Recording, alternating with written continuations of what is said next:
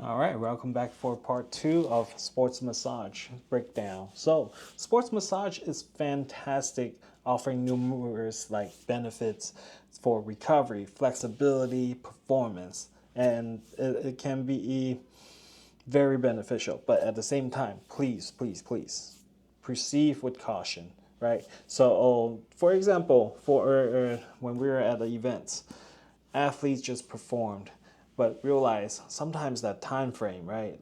I've been to track meets where we're running at like 5 o'clock in the morning. People probably didn't even eat breakfast yet. So now we have to look into their condition, right? When they first walk in, how they present themselves. Are they passing out? Are they struggling to even just kind of take a few steps?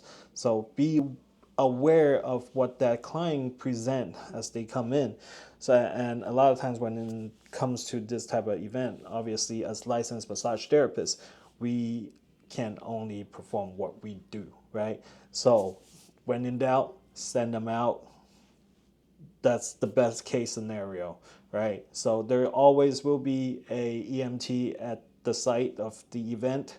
Sometimes we have athletic trainers who are medically trained to deal with situations like that. So when it comes to sporting events, it would be nice to provide water, provide like Gatorade, something with sugar, just in case somebody is diabetic and they're going through a diabetic episode, right? So certain things that we want to look into, like chafing, right?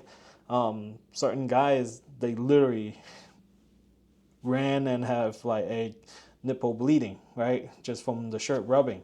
And if they have blood present anywhere, really, they should be cleaned off by medical staff before they even get on your table.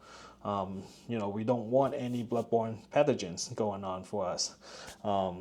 As much as, we trying to stay clean and everything, when you see blood, just make sure you send them out.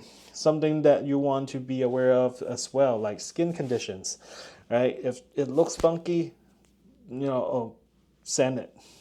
It could be contagious. Who knows, right? So, another thing, open wounds, skin conditions, if things don't look right, send them out. Fractures. I personally would just kind of go over a few musculoskeletal assessments before I work on somebody. A little bit of valgus, varus, checking on the knees, and just kind of stuff like that. Sometimes just compression alone, if they are reacting very dramatically to compression based type of work, when in doubt, send it, right? And then anything that you need to be aware of besides that is, acute inflammation. If they just hurt themselves, they have to tell you, right? If they look sick, send it. Another thing that I sometimes struggle to deal with it too is deep vein thrombosis. So it looks like their veins are, behind the knees is a good spot. If it looks a little bit too funky, when in doubt, send it out. Like if you haven't learned anything from this at this point, the key word is literally when in doubt, send it out, right? Okay. So other stuff that I would say, varicose veins. That's one of those things. It's like, yeah, I don't know. Just save yourself. That's just, we don't want to deal with that. Another thing, high blood pressure. We're here in America. High blood pressure is real.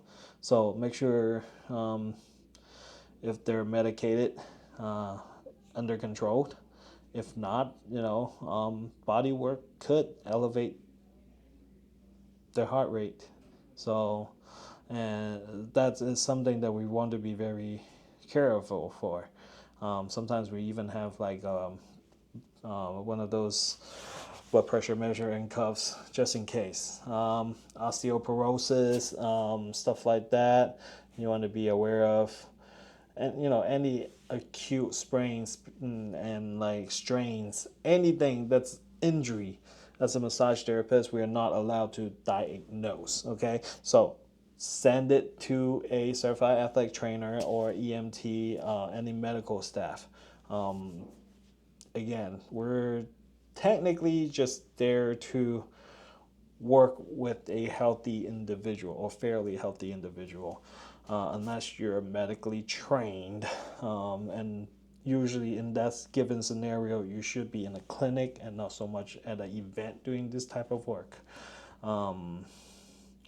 So, I guess another thing we should be aware of is definitely pregnant athletes.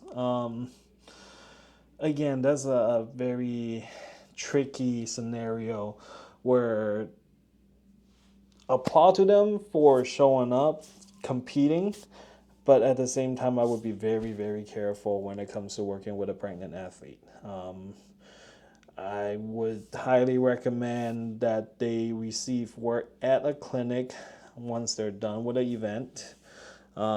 Especially we shouldn't be working on them especially if they're in their first trimester, right? So yeah, so contraindications. We list quite a bit today. Hopefully you learned something. I'll see you next time.